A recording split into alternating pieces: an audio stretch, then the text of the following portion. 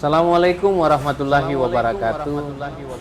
Secara mendadak, tiba-tiba kita sekarang ketemu tetap dalam program Kata None Tribun Bantu UMKM. Malam hari ini tidak seperti biasanya, tetapi sudah beberapa kali berlangsung. Kita sekarang live Kata None di luar studio. Kita live dari kawasan Jalan Sunu, depan masjid besar, dan kita berada di sebuah UMKM yang akan banyak berbicara tentang bagaimana prospek kuliner, kedai kopi, kafe, dan sepertinya di masa pandemik dan di masa-masa yang akan datang. Saya tertegun dengan suasana kafe hari ini, yaitu ada satu kata tertulis pohon kopi tak ada yang instan. Saya nggak tahu makna apa itu, tapi nanti kita akan bicara banyak dengan narasumbernya yang pemilik pohon kopi Makassar, beralamat di Jalan Sunu nomor 242. Hari ini kita ngobrol banyak tentang prospek-prospek tersebut. Namun sebelumnya saya ingin mengatakan begini, bahwa ekonomi kita pasti bisa tumbuh apabila kita semua fokus berpihak kepada menengah ke bawah, bukan tidak berpihak kepada yang besar, tapi porsi keberpihakan kita tentunya harus kita memproporsikan lebih pada UMKM, khususnya yang menengah, mikro, dan ultra mikro. Kenapa? Karena dia menjadi pondasi ekonomi kita. Dia menjadi penguat bagi industri-industri besar. Dan seharusnya pemerintah membuat relasi antara mereka. Yang besar ditopang oleh yang kecil menopang yang besar. Dan ada proses bisnis di antara mereka. Yang besar tentu bisa mengambil produksi yang kecil, dan yang kecil mampu menjaga kualitas yang besar dengan mempertahankan produk-produknya yang berskala baik, berskala kompetitif, sesuai dengan standar-standar kebutuhan pasar. Hari ini kita ngobrol sama Pak Jupri. Pak Jupri, saya langsung aja nih, Pak Jupri. Pak Jupri, panggilannya Pak Jupri, panggilan di akte kelahiran apa sih? Ya Pak, panggilannya Jupri. Jupri. Ya. Terus? Teman-teman biasa panggil Skutar. Nah, jadi akrabnya Skutar. Oh gitu, kayak saya temannya Sin Limpo, akrabnya dipanggil None. Ya. Anda nama Jupri Ya. Biasanya akrab... dipanggil hari-hari Skutar sama teman-teman. Nah, kenapa dipanggil skuter? Dulu suka main PS Pak Kak. Terus? Akhirnya semua juga... pertamanya juga tidak suka. Pertama tidak suka namanya, tapi lama-kelamaan akrab. Jadi akrab, melekat sampai sekarang. Dulu skuternya kayak apa sih? Kenapa top sekali sampai dari ke SMP? SMP. Iya. Dari itu sekolah dulu tidak ada orang main PS pada zaman itu. Hanya Anda? Di sekolah. Di sekolah? Iya. Kenapa bisa hanya Anda di sekolah itu yang punya skuter? Memang pada saat itu tidak ada yang udah SPS Pak, cuma saya. Jadi akhirnya dipanggil-panggil itu akhirnya melekat. Dari SMP naik skuter? Iya. Nggak dimarahin orang tua waktu naik skuter? Kebetulan dekat Kak, jaraknya dari rumah ke sekolah. Dekat ya? Iya. Sekolahnya di mana sih? SMP 4 Pak, alumni SMP 4 Alumni SMP tahun 97. 97 ya? Iya. Hampir mirip, kita hampir satu letting ya. Itu. Oh ya. Sekarang kenapa bisa nama pohon kopi nih? Pak Skuter. Saya kok ganjil memanggil Anda skuter ya? Masa panggil Jupri aja Kak. Jupri ya, Jupri. Atau kita panggil Upi aja ya? Boleh, terserah Kak, bebas. Bebas ya. Apalah arti sebuah nama ya? Ya, kenapa nama usaha Anda ini pohon kopi? Awalnya kan memang saya usaha kopi dari biji mentah awalnya, dari berhubungan sama petani-petani. Awalnya dari situ Kak, jadi keliling, lihat-lihat kebun-kebun kopi. Akhirnya lama-lama pilih nama, ya pohon kopi. Awalnya sih banyak opsi berapa nama, tapi lebih kita klopkan di pohon kopi. Itu karena Anda Saya pikir juga kopi nggak bakalan ada bijinya kalau nggak ada pohonnya. tidak mungkin ada biji kalau tak ada pohon ya. Terus berarti latar belakangnya karena bisnis sebelumnya, usaha sebelumnya adalah Dari biji mentah. dari biji mentah kopi. Ya. Bisa diceritakan nggak bisnis biji mentah itu kayak gimana? Awalnya saya bukan basic pelaku kopi sebenarnya Kak. Dulu pertama ya basic ke dunia IT. Lama kelamaan kebanyakan trekking, jalan, keliling-keliling. Akhirnya ketemu pelaku kopi. Awalnya saya cuma coba-coba bawa dari sana, bawa pulang. Akhirnya tahun 2014 kita mulai dari riset kopi, tawari kopi ke penggoreng kopi. Awalnya jual-jual eceran 5 kilo, 10 kilo. Ya. Ini ternyata banyak yang minat. Pas booming-boomingnya filmnya Filosofi Kopi waktu itu, itu menambah volume permintaan karena makin banyaknya outlet yang buka juga. Zaman itu di 2015 itu. Gimana? Kopi kita di Sulawesi Selatan ini cukup banyak ya untuk menampung permintaan kopi. Iya Kak, kalau dari segi komoditi, volume penghasil kopi di Sulawesi besar sekali. Bisa Sangat besar. diceritakan nggak sentra-sentranya di mana? Dulu kan sentralnya begini Kak, sentralnya orang pada umumnya tahunya di Toraja. Toraja ya. Nah, terminal kopinya itu di Toraja. Ya, ya. Akhirnya orang makin maju dari dulu sampai sekarang mulai bertahap, mulai banyak paham masalah kopi. Di Sulawesi itu banyak penghasil kopi selain Toraja. Termasuk Endrek yang di dekatnya, Lu, Seko, menyeberang sedikit ke Mamasa, sampai ke Palu. Kalau umpamanya itu kan Sulawesi Tengah. Tapi kalau di sini Goa, Malino, Bantaeng, Jeneponto sampai Bulukumba itu ada penghasil kopi semua, Pak. Di Goa kopi apa? Tombolo, Oh ya. Tondro Kombang, apalagi Majanang, yang sampai Kandreapia di atas itu banyak Kak kopi situ. Gitu ya. Malakaji. Apa beda kopi antar daerah itu? Ada nggak ciri khas masing-masing? Toraja gimana kopinya? Semua punya ciri khas masing-masing Kak. Dari mulai tekstur tanah sama cara perawatannya. Anggaplah semua kopi itu kita garis merahnya itu sama semua kopi sebenarnya tapi memperlakukannya membedakan. Jadi, ada yang prosesnya betul-betul standar base, ada namanya yang memang asalan, ada yang betul-betul diproses betul sehingga muncul kualitas sama nilai.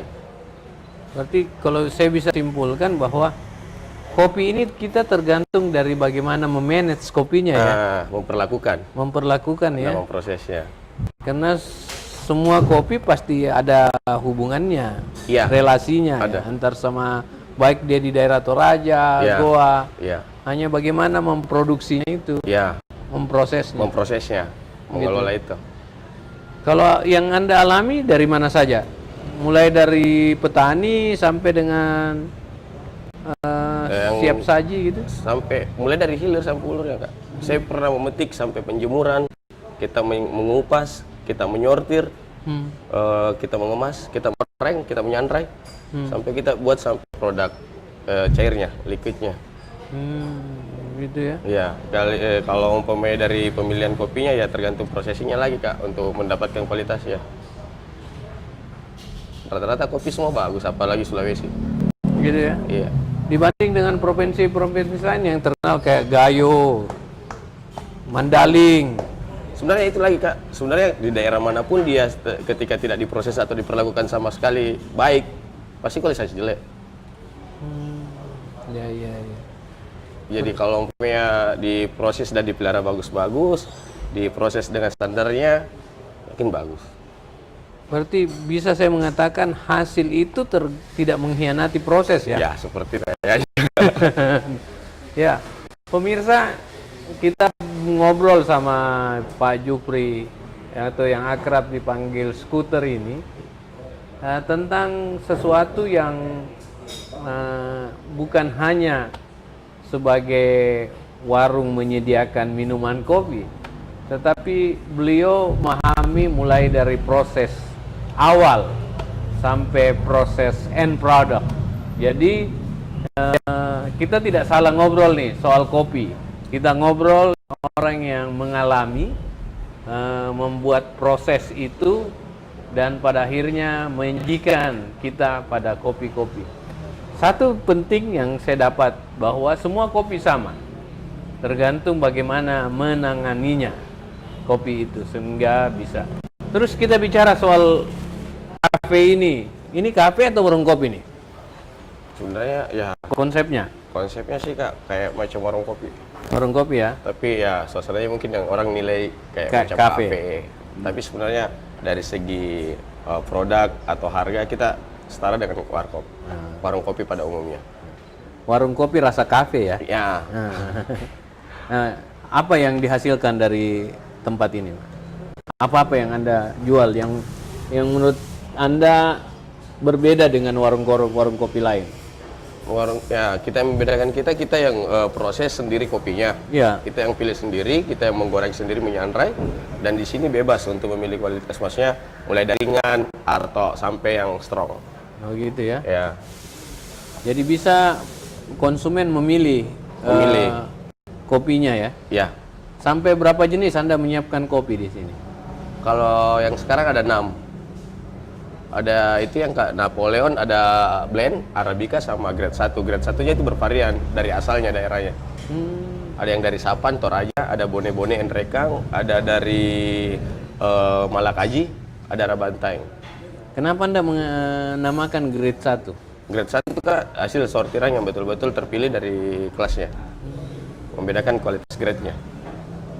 Pemirsa, kalau Anda mau minum kopi dengan kualitas grade 1, ya di sini tempatnya, di pohon kopi. Anda sisa memilih kopinya, minta digorengkan, dan pilihannya. Mau grade 1 yang dari Toraja, mau yang dari Luwu Utara Bone-Bone, mau dari Enrekang, mau dari Bantaeng juga ada ya. Dan ini ada tersedia 6 ya. 6 ada Robusta, Ada Robusta juga Kak. ada apa? Arabica, ada Napoleon. Itu Napoleon apa? Napoleon itu profil roasting kita sendiri Kak. Roasting. Maksudnya brand yang kita buat sendiri. Itu yang membuat Anda berbeda dengan yang lain. Bisa diceritakan apa itu Napoleon? Kita kasih Napoleon sebenarnya itu dari kesepakatan teman-teman juga Kak yang ada di sini. Kebetulan itu Napoleon kita buat supaya mereka juga bisa jangkau sih harganya kalau untuk para pelaku-pelaku yang seperti ini Kak. Contoh kalau grade 1 kan agak lumayan kelasnya tinggi, harganya tinggi. Sehingga mungkin untuk kebutuhan kopi shop juga. Jadi itu jadi pilihan buat mereka. Nah, gitu. Iya. Kalau yang saya minum ini grade berapa? Grade 1. Grade 1 ya? Iya. Saya coba, pemirsa. Ini kopi 1. Rasanya juga Formula 1, ya. Gitu. Dan kalau kita keluar mungkin bisa naik mobil Formula. Tapi memang enak. Grade 1 apa nih? Mandaling, Sapan. Apa? Sapan. Toraja. Toraja. Iya. Oh. Nah, dan di sini kan saya enggak pakai kopi-kopi luar. Saya pure Sulawesi. Ya. Pemirsa juga Pak Skuter ini memilih kopi asal Sulawesi saja, tidak mengimpor dari daerah lain. Harusnya dapat penghargaan ini, Pak Jupri ini harus dia dinobatkan sebagai Bapak Kopi Sulawesi Selatan ya. Kak. Masih Iya. banyak. Oh, masih banyak. Masih banyak foto-foto yang pelaku kopi yang Lebih tua ya? Ya. Tapi dia nggak skuter. Biar dia tua, tapi kalau nggak skuter ya. bagusnya petani kayaknya. Petani ya? Yang harus dinobatkan, Kak. Oh gitu. Iya. Tapi kalau biar petani tapi nggak mampu memproses gimana? Banyak, Kak, petani-petani yang kita sudah mulai dari sekarang ini mulai paham masalah kopi. Yang memproses kopinya dari hulu sampai hilir juga sekarang. Iya. Iya. Dari pengalaman Anda berkenalan dan berinteraksi dengan kopi, apa sih kendalanya kopi kita ini untuk maju ke depan? Kendala ya, Kak, kalau umpamanya dari segi apa ini, Kak? Apa saja yang menurut Anda penting untuk disampaikan kepada men-share kendala itu supaya kita semua bergerak bersama menghadapi meminimalisir itu kendala. Kalau dari segi itu mungkin perlu untuk memperbanyak edukasi ke petani-petaninya, Kak. Oh gitu ya? Perlu memperbanyak edukasi ke petani-petani untuk mengajarkan kualitas-kualitasnya supaya bisa nilai kelasnya sama grade-nya bagus. Dan membuat market ke petani-petani lebih terbuka. Kan banyak yang main sekarang juga tengkulak-tengkulak sama ngepul yang bermain di daerah-daerah. Ya. Saya punya tesis bahwa petani kita itu menjual raw material aja. Ya, Dia nggak punya seumpamanya setengah jadi, nggak ada niat untuk ke situ. Itu bagaimana pendapat sebenarnya Anda? karena tidak paham mungkin, Kak, juga karena Iya. kurangnya edukasi dari orang-orang setempat Ya, atau pemerintah-pemerintah setempat. gitu ya. Iya. Atau pemerintahnya juga belum paham tentang itu, tentang kopi. Menurut Anda gimana? Ya, lihat potensi daerahnya lah, Kak. Kalau memang potensi, maksudnya di daerahnya itu ada lumbung kopi, kenapa anda betul-betul di pemerintah lokal untuk bisa paham dan bisa mengedukasi kembali ke sama petaninya, Memaksimalkan potensi memaksimalkan yang ada, potensi yang ada di daerahnya. menjadi ikonik daerah itu ya. Ya. Dan itu banyak daerah-daerah sini yang belum sampai ke situ, Kak.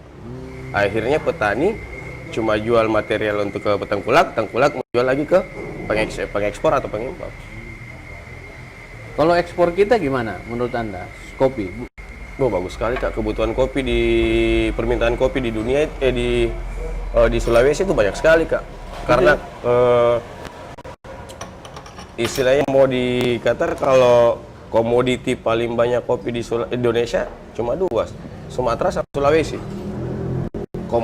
Komoditinya Iya. Sumatera sama Sulawesi. Orang-orang luar itu pada masuk ke Sulawesi untuk cari kopi. Tapi kenapa kita hanya mengenal kopi Toraja ya? Ah, itu dia. Karena nggak ada yang bisa angkat tiap daerahnya. Karena rata-rata juga orang pada umum taunya terminal kopi itu di Toraja. Jadi pedagang juga anggaplah yang pelaku-pelaku kopi itu datangnya ke Toraja. Nggak ada yang berani kayak macam kemarin mulai muncul nih Bantaeng. Ada lagi yang kemarin ada event itu. Kan itu salah satu bisa mendongkrak juga bahwa di sana ada kopi. Harusnya kita buat festival kopi ya, per Ya. daerah ya. Bisa, Kak. Itu rencana Supaya juga. itu membuat produksi kita jauh lebih Ya. kompetitif antar daerah, Ya. kemudian menjadi tempat market dari luar negeri Ya. untuk mengimpor dari kita ya. Ya. Gitu.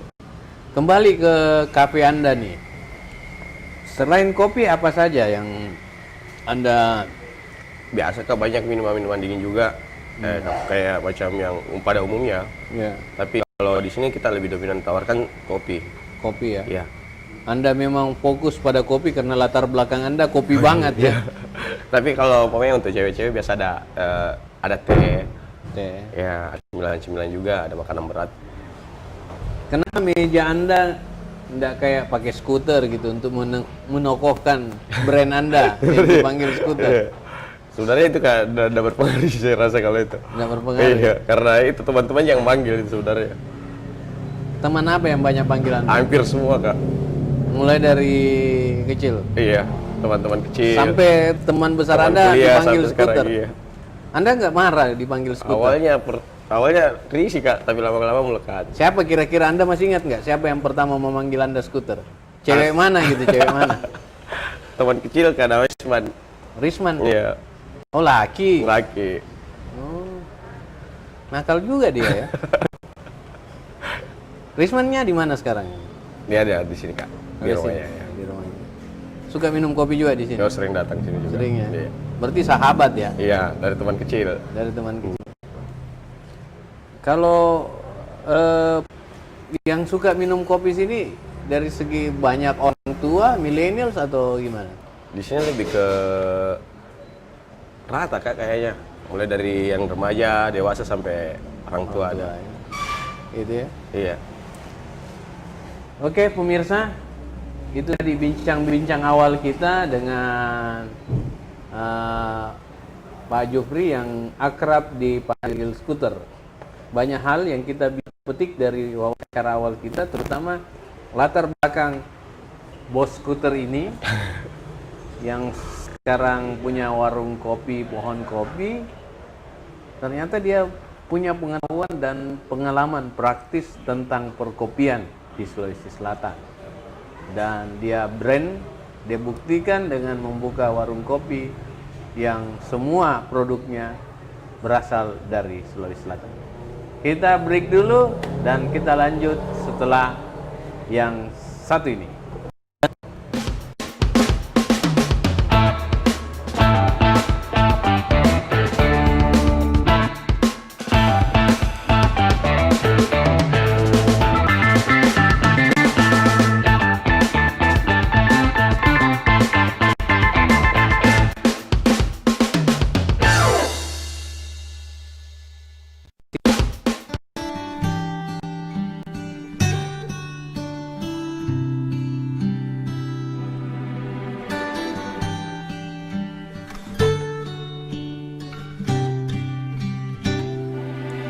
Oh Tuhan, dengarkan, ada satu pinta.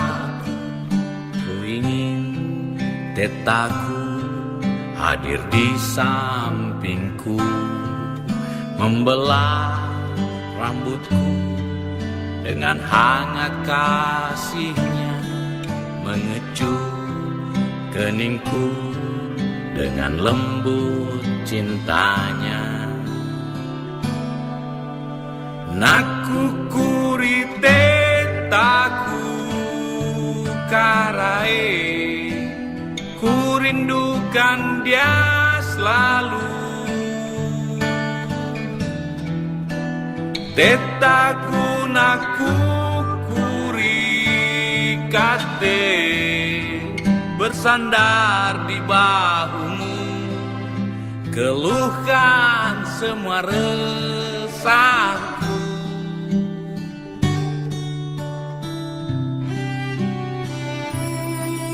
Ajarkan padaku tentang hakikat hidup yang kini tak pernah lagi ku temui. Naku kurite taku karai, ku rindukan dia selalu. Tetaku naku kurikate, bersandar di bahumu, keluhkan semua resahku.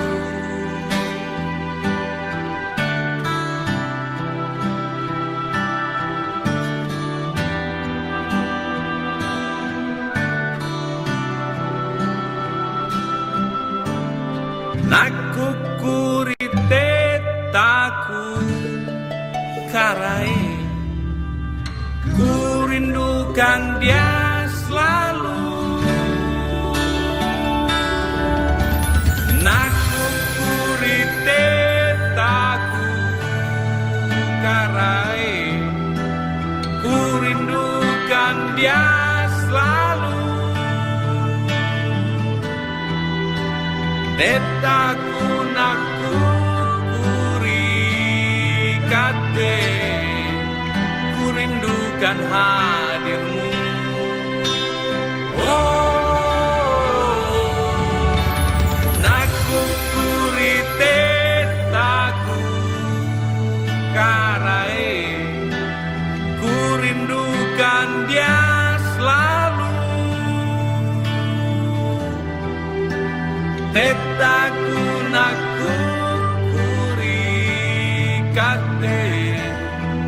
bersandar di bahumu, keluhkan semua resahku.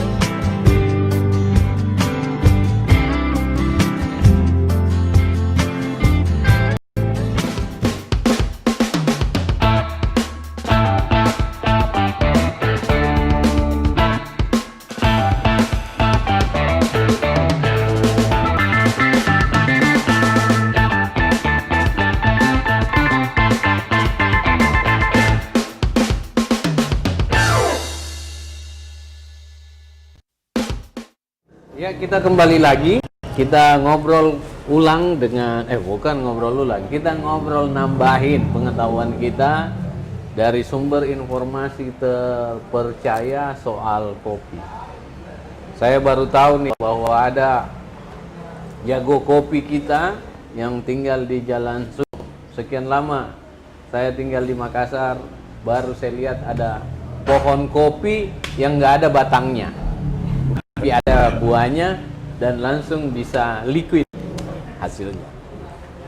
Nah, sekarang Pak Skuter, Pak Skuter, apa fasilitas yang diberikan kalau kita minum kopi di sini? Apa fasilitas yang bisa kita dapatkan selain minum kopi di sini? Iya, kalau yang pada umumnya kayak ini wifi, ada di sini wifi sama pelayanan sama dari karyawan di sini. Sama ya mungkin bisa lebih nyantai kalau di sini Kak. Iya ya. Dengan fasilitas-fasilitas yang ada di sini ya mungkin bisa lebih agak sedikit apa lagi? Ya lebih nyantai lah pada umumnya. Iya. Ada live musik nggak? Ada. Kadang-kadang live musiknya pada malam minggu Kak. Iya. Ya tapi anak-anak tidak ada karena kita rencananya ini malam. Oh gitu ya. Asik ya, warung kopi ada live musik. Jadi warkop berkonsep kafe ya. Ya, Gitu. seperti itu Kak. Bisa tahu nggak awalnya dari tahun berapa nih Anda berpikir? Awalnya sih buat kafenya kan di 2016. Tapi pertama di daerah Belopa. Di sana dari 2016 sampai 2018. 2019 baru kita pindah ke sini. Gitu ya. Ya. 2018 pindahnya sini. Masuk 2019 awal. 2019. Nah, bukan sampai di sini. Tapi 2018 ya. Brandnya udah lama di Pohon Luwuk. kopi ya. Apa di Luwuk masih ada? Pas corona Kak, saya tutup di sana. Capek juga mobilnya pulang balik kontrolnya. Ya. Iya, pas corona kemarin 8 jam gitu ya. 8 jam. Standar 7 jam lah kalau umpamanya kita bisa gas-gas sedikit. Saya pernah jadi bupati di Luwuk Timur. Aduh, Oh ya. kejauhan itu benar. Ada kakak banyak keluarga juga di sana. Mhm. Keluarga dari istri. Oh, istrinya orang Luwuk Timur. Ya, bukan dari orang Belopa. Belopa ya. Ya. Anda sendiri orang apa? Orang asli sini Kak, Makassar Tulen. Makassar Tulen ya. Oke. Berarti istri sangat mendukung. Ya. Dukung lah Kak kalau masalah kopi. Gitu ya. Mendukung kafe ini. Ya, Seberapa besar kontribusi ya hampir Istri dari awal kita bangun sama-sama Kak. gitu? Ya, saya usaha sama Kak, istri dari nol sama-sama sampai sekarang. Ini modal siapa? Modal Anda atau modal istri? Mohon maaf. Modal Pertanyaannya. sendiri Kak. Modal sendiri. Story-nya juga ada sih. Mulai dari modal 100.000. Oh kenapa? Tolong ceritakan dong. Kenapa bisa modal 100.000 jadi pohon gitu? Dulu waktu pertama keliling-keliling cari kopi ya, terjun dunia bisnisnya, maksudnya jadi pelaku bisnisnya, dagangnya di modal 100.000, tapi untuk cari ilmunya kemarin itu habis biaya operasional ya habiskan berapa sih Kak kalau keliling-keliling Ya. ke Nrekang, ke Toraja, kemana itu ya harus operasional. Tapi pada saat mau terjun di bisnisnya cuma 100.000. Pada saat itu kan awalnya jual ecer-eceran Kak. Pada saat mulai ecer-ecer, mulai didengar nama, kita ada buyer dari Medan pada saat itu. Dia minta jumlah komoditinya besar, satu kontainer 20 ton pada saat itu. Jadi dari kenapa saya bilang 100.000 itu saya kirim, ambil kopi, kirim sampel, bayar ongkos kirim, modal beli pulsa sama bensin. Bisnisnya itu ya? Ya, Iya ya. lempar Ongkos produksi. ongkos itu. produksi untuk dapatkan yang satu kontainer itu. Satu kontainer itu. Anda berjudi berarti itu hari Gambling ya? ya. Gambling banget, 100.000 Ya, dan Anda menang gambling ya? menang gambling Kak. Dari awal itu akhirnya Yang orang Medan itu nggak tahu bahwa Anda cuma bermodalkan 100.000. enggak. Dia memikir Anda bonafit banget nih ya. Iya. Nah, terus lanjut. Akhirnya kirim sampel, dia tertarik. Dia minta kirim sampel ulang. Akhirnya kirim sampel ulang dengan produk yang sama, biji yang sama. Akhirnya sepakat, dia maunya harganya sekian. Pada saat itu saya nggak punya apa-apa. Asli nggak punya apa-apa. Pas di situ saya beranikan diri untuk ke petani sama pedagang yang tengkulak gitu kan, untuk minta bantuan dengan meyakinkan mereka sama kepercayaan mereka sama saya. Akhirnya bisa mengumpulkan 20 ton itu dalam jangka 5 hari. Wih gila ya. Iya, iya. Waktu itu tanda tangan kontrak, kesepakatannya dia minta 7 hari. Saya minta pengunduran sampai 10 hari karena curah hujan yang tidak memadai pada saat itu. Iya, iya. Karena kan ada proses penyemuran. Iya. Jangan sampai tidak sesuai dengan jadwal yang disepakati. Akhirnya kelarnya sampai 5 hari. Lebih cepat daripada sebelumnya.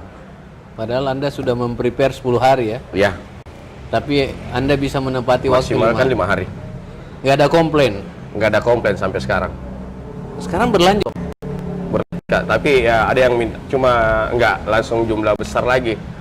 Karena kan ada kayak macam saya ini Kak, nggak punya terlalu besar power untuk bicaranya, modal lah. Iya, iya. Mungkin ada, jadi kita sekarang ini saling support sama antara petani-petani sama teman-teman. Anggaplah kita punya kontrak 1 kontainer. Saya punya barang cuma 5 ton, Ya. ada yang punya 5 ton, ada 5 ton kita jual, Dibagi ya. dibagi. Kalau bisa sendiri kenapa tidak? Tapi kalau umpamanya gitu kan sesuai permintaan si buyer, akhirnya kita bisa kumpul-kumpul. Itu bayar antar pulau ya, belum yang ke ekspor keluar. Ya, tapi selama pandemi jarang Kak ada yang masuk dari luar. Jarang. Waktu tahun-tahun sebelumnya berpengaruh besar. Pengaruh besar pandemi. Pengaruh besar. Karena di luar negeri juga ya mereka Ya. lagi terbatas ya, Ya. mengakses itu. Oke, kalau orang lain selain istri siapa yang paling mendorong Anda Ya, mensupport? orang tua lah Kak, pada Orang dasarnya tua, orang ya? tua. Orang tua sama keluarga-keluarga sama teman-teman yang lain lah. Orang tua sampai sebatas mana? Ya, full dia Pak. Kalau itu gue bicara orang tua pasti full. Ya, Mulai supportnya mulai dari kecil-kecilnya sampai sekarang lah Pak. seperti apa tuh? Bisa secara konkret Anda ada nggak suatu support orang tua yang khas banget, yang Anda nggak bisa lupa menunjang usaha Anda? Wah, kalau itu banyak sekali. Kalau itu support dari kata-kata, support dari budgeting, support apa, banyak Kak. Itu sudah susah dibahasakan kalau itu Kak. Berarti juga Anda dedikasikan pohon kopi ini untuk orang tua ya? Semua. Ya, utama lebih itu. Sama lebih itu. Ke keluarga lah paling intinya. Aha. Makanya tagline-nya itu kan ada yang instan. Dari ulur sampai hilir ini. Saya lupa bertanya nih, apa yang Anda maksud dengan ada yang instan? Dari ya proses awal sampai sekarang itu berjuang memang untuk itu. Itu Mengangkat ada visual. yang instan itu berarti statement Anda ya? Ya, Itu kan cuman- semua orang statementnya yang kopi-kopi ya, maaf yang sasetan atau apa itu Ya.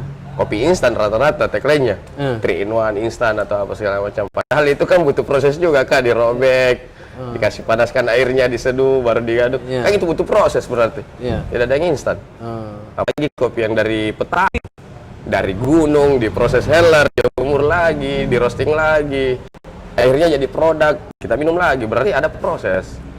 Tidak ada yang Nggak instan. ada yang instan. Saya bingung nih, apa yang baru saya tahu apa maksud tak ada yang instan. Saya bisa menambahkan kayak pohon kopi tak ada yang instan, jangan pikir macam-macam gitu ya. Iya. Oh, berarti itu apa yang Anda alami itu yang Anda buat. Termasuk support orang tua situ. Semua. Nggak ada yang Pernah nggak Anda membayangkan support orang tua itu sampai Anda bersedih gitu, termehek-mehek Wah. sambil menangis gitu. Pernah nggak? pernah kayak Pada saat Idul Fitri, pada saat Anda sholat di masjid depan, Anda ingat itu semua, pernah nggak? ya dramatisnya waktu itu Kak dapat job itu yang satu kontrak Medan itu, pertama Medan. itu. Awalnya dari situ. Itu karena doa orang tua kali ya? Pastilah. Ada dari situ. Dari proses petani-petaninya juga akhirnya percaya juga sama kita. Itu kan proses semua itu Kak. Wah, dramatisnya di situ. Dramatisnya di situ. Dapat hasilnya juga di situ. Startingnya juga di situ. Kalau kita buat film pohon kopi, bisa Anda buat story-nya ya? Lengkap. Insya Allah bisa Kak. Bisa Karena kalau itu. pengalaman Anda ya? Bisa kalau itu Kak. Ada konflik di dalam Banyak. drama. Banyak ya? Banyak. Bisa Anda berikan satu aja dramanya? Yang susahnya itu terkadang di sini Kak, daerah-daerah tersebut kan pelaku kopinya itu rata-rata orang tua, Iya. petani-petaninya. Baru yang